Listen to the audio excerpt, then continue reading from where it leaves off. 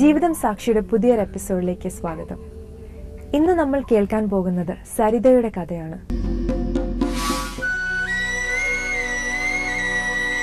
യൗവനത്തിന്റെ തുടക്കത്തിൽ തന്നെ ജീവിതം കൈമോശം വന്നവൻ, നിരവധി കേസുകളിലെ പ്രതി.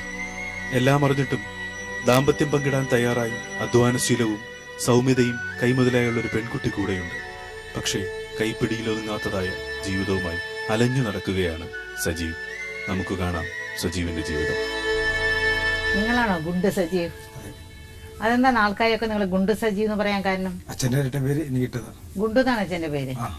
അതെങ്ങനെ പേര് പറയാൻ കാരണം? യഥാർത്ഥ പേര് ഗുണ്ടുമണിയാണ്. ഗുണ്ടുമണി എന്നാണ്, അതാണ് ഗുണ്ട് സജീവായത്. ഓ, ഞാൻ ചോദിച്ചവരെ ഗുണ്ടായുസൊക്കെ കാണിച്ചിട്ട് അതല്ല അല്ലേ? ഗുണ്ടായുസം ഉണ്ടായിരുന്നു. അത് അമ്മയും ഭാര്യയും തല്ലുന്നാണോ ഗുണ്ടായുസം?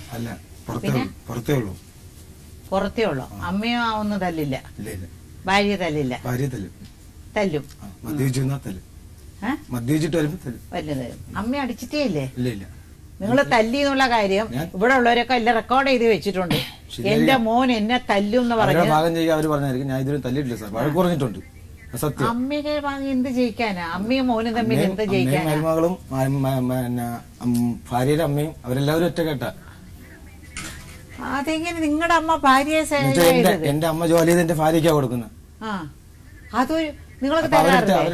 നിങ്ങൾക്ക് തരാറില്ല. നിങ്ങൾ അമ്മയ്ക്ക് കൊടുക്കില്ലേ കാശ്? നിങ്ങളെ കാശ് ഉണ്ടാക്കി അമ്മയ്ക്ക് കൊടുക്കില്ലേ? കൊടുത്തിട്ടില്ല, ഞാൻ എന്റെ ഭാര്യക്കേ കൊടുത്തിട്ടുള്ളൂ. ഇതുവരെയ്ക്കും ഭാര്യയ്ക്കും ജോലി ചെയ്ത് കൊടുത്തിട്ടുണ്ട്. എന്ത് ജോലി ചെയ്തിട്ടാ കൊടുത്തത് കാശ്? എന്ത് ജോലി ചെയ്തിട്ടാ കാശ് കൊടുത്തത്?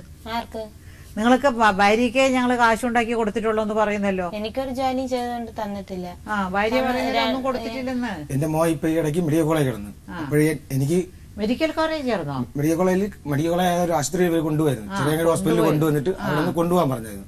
കൊണ്ടുപോകാൻ പറഞ്ഞപ്പോഴത്തേക്ക് ഈ അമ്മയും എന്റെ ഭാര്യ ഹോസ്പിറ്റലിലുണ്ടായിരുന്നു. സഹോദരനും ഉണ്ടായിരുന്നു. സഹോദരൻ മദ്യപിച്ച് അവിടെ ചെന്ന് വഴക്കുണ്ടാക്കിയപ്പോ അവര് വണ്ടി കയറ്റി വിട്ടു.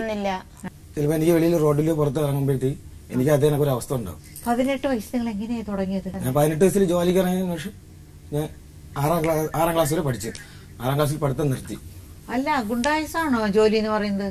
അല്ല, ജോലിക്ക് അതിനുശേഷം ഞാൻ ജോലിക്ക് ഇറങ്ങി തുടങ്ങി. ഈ 18 വയസ്സിൽ ഞാൻ ജോലി ചെയ്ത് തുടങ്ങി. തെങ്ങേറ്റം തുടങ്ങി. തെങ്ങേറ്റം തുടങ്ങിയതിനു ശേഷം ഞാൻ കൂട്ടുകാരോടൊക്കെ സഹകരിക്കുന്നു. അവരോട് പോകും, മദ്യപിക്കും. മദ്യപിക്കില്ലെന്ന് പറഞ്ഞാൽ മദ്യപിക്കും. മദ്യപാനമാണ്. മദ്യപാനാണ് അതിന്റെയൊക്കെ കാരണം. മയക്കുമരുന്ന് ഉപയോഗിച്ചോണ്ടിരുന്നോ? ഇല്ല, ഓൺലി കുടി മാത്രം. എന്നിട്ട് പിന്നെ ഈ കൊല നടന്നത് എങ്ങനെയാ?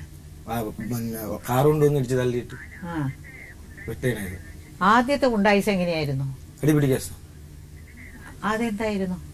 അതൊരു ജംഗ്ഷനിൽ വെച്ച് ആട്ട അടിച്ചു പൊട്ടിച്ച് അതിലെ ഡ്രൈവറെ എടുത്തിട്ട് അടിച്ചു. ഓട്ടോക്കാരനെ അടിച്ചു. കാരണം എന്തായിരുന്നു?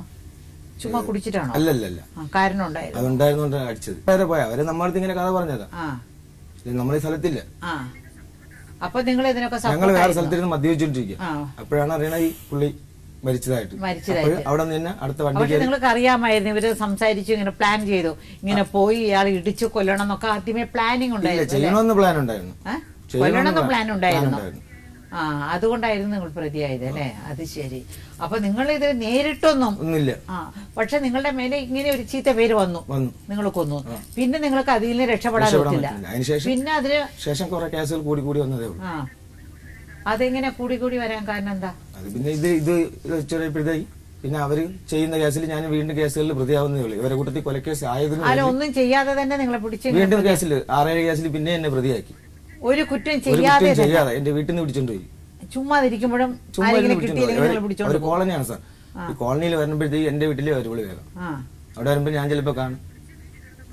നിങ്ങള് കുടിച്ചിട്ട് വീട്ടിലിരിക്കുക, നാട്ടുകാരുമായിട്ട് ബഹളം ഉണ്ടാക്കുക, ഭാര്യ അടിക്കുക, ഇതൊക്കെ ആയപ്പോ അവർക്ക് കുറച്ചും കൂടി ഈസി ആയിരുന്നു അല്ലേ?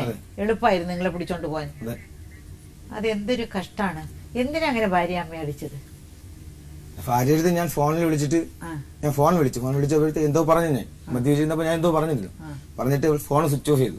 നിങ്ങൾ ഈ റൗഡീസ് ഒക്കെ കാണിക്കും. നിങ്ങൾ ജയിലിൽ പോവും, തീകാർ ജയിലിൽ പോവും. അവിടെയൊക്കെ വരാനൊക്കെ അവര്. അതെനിക്ക് അത് ക്ലോസ് ചെയ്യാൻ പറ്റൂല. 3 മക്കളെയും കൊണ്ട് അവർ എല്ലാ സ്ഥലത്തും കൊണ്ടുപോകാനോ വരാനൊക്കോ? എന്റെ അമ്മ, ഞാൻ ജയിലിൽ കിടക്കുമ്പോൾ എന്റെ അമ്മയാണ് ജോലി ചെയ്തത്. നിങ്ങളുടെ അമ്മയല്ലേ നിങ്ങൾക്ക് ഇതുവരെയും ചോറ് ഇടുന്നത്? നിങ്ങളുടെ അമ്മ എന്തേ ചെലവിലല്ലേ നിങ്ങൾ കഴിയുന്നത്? എന്റെ അമ്മയില്ലെങ്കിൽ അവർക്ക് അവിടെ വന്ന് കിടക്കാൻ പറ്റുമോ? നിങ്ങളെ കഴിയുന്നത് അവരുടെ ചെലവിലല്ലേ? അത്രേ ഉള്ളൂ. ആര്? ഞാൻ ജോലി ചെയ്താ ജീവിക്കുന്നത്. എവിടെ നിങ്ങൾ ജോലി ചെയ്യുന്നു? ഒരു ജോലി ചെയ്യുന്നില്ലെന്നേ ഒരു പറയുന്നത്. മാസത്തോടെ 30 ദിവസം ജോലിക്ക് പോകേണ്ട ആവശ്യമില്ല. അപ്പൊ നിങ്ങൾ ജോലി ചെയ്യുമ്പോ പിള്ളേർക്കൊക്കെ ചെലവിന് കൊടുക്കണ്ടേ? ഇപ്പോഴും കിടന്നപ്പോഴും ഞാൻ ഹോസ്പിറ്റലിൽ അമ്മയുടെ എല്ലാ പൈസയും കൊടുത്തു. നിങ്ങളുടെ ജോലി ചെയ്യുന്ന എല്ലാം മേടിച്ചു കൊടുത്തു. എനിക്ക് എനിക്ക് ഇത്രയും ഗ്യാസ് കൊണ്ട് ചിറങ്ങി പോയി നിൽക്കാൻ പറ്റത്തില്ല. ഇവർ അവിടെ നിന്ന് എന്റെ അമ്മയും കൂടെ ചേർന്നാണ് ഇവര് മറ്റൊരു ഹോസ്പിറ്റലിൽ കൊണ്ടുപോയത്. അപ്പോൾ ഞാൻ എന്റെ അമ്മയുടെ പൈസയും കൊടുത്താൽ ഞാൻ വിടുന്നത്. ആ രാത്രി വണ്ടി വിളിച്ചു വിട്ടു. എനിക്ക് ആ ചിറങ്ങ പുറകിൽ നിൽക്കാൻ പറ്റാത്തതിന്റെ ഇതുകൊണ്ട്. ഓക്കെ, നിങ്ങൾക്ക് ജോലി ഉണ്ടെന്ന് നിങ്ങൾ ഇവിടെ തെളിയിച്ച ഇത് വാക്കാണ്. ഇവിടെ മാസം മാസം പിള്ളേർക്ക് 3 പിള്ളേർക്ക് നിങ്ങൾ ചെലവിന് കൊടുക്കാം. ചെലവിന് കൊടുക്കാം. എന്റെ ഭാര്യനെ ഞാൻ എന്റെ വീട്ടിൽ കൊണ്ടുപോകത്തില്ല, അത് ഉറപ്പാ.